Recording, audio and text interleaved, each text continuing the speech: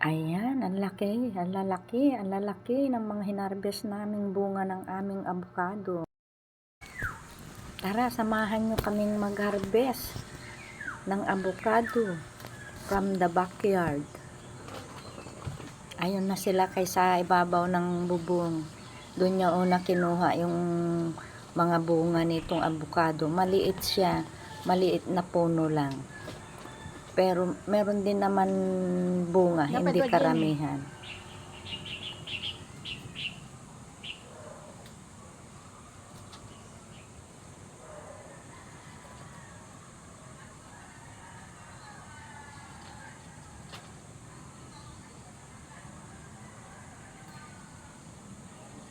Pakita mo Ha? Ipakita mo dito yun.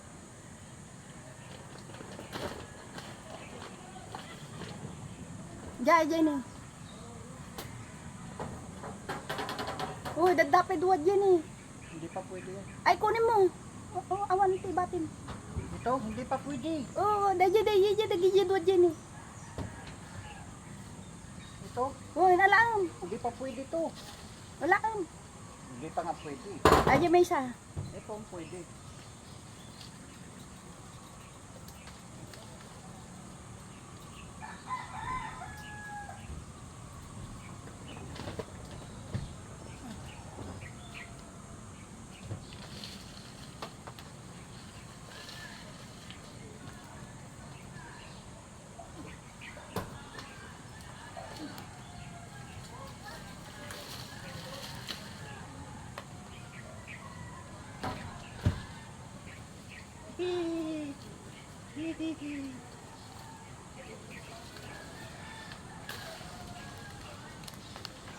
Ang madam.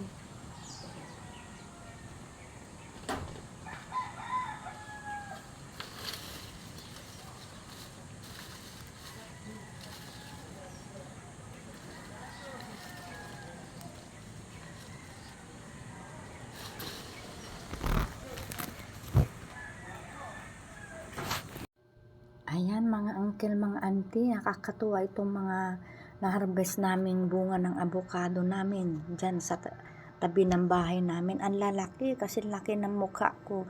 At itong nilalagay ko sa mukha ko, ito yung unang bunga niyan, nalaglag, kaya kami namitas na.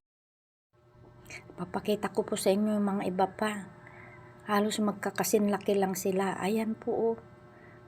Maliit na puno lang po yan, 5 years pa lang siya, pero nilagyan ko ng pampabulaklak, yung pampabulaklak ng halaman ko ng orchids. Nilagay-lagay ko sa kanya ng mga matagal na panahon, at ayan nga, namunga na siya. Hindi naman po karamihan ng bunga niya, kaso nakakatuwa po, nakakatuwa.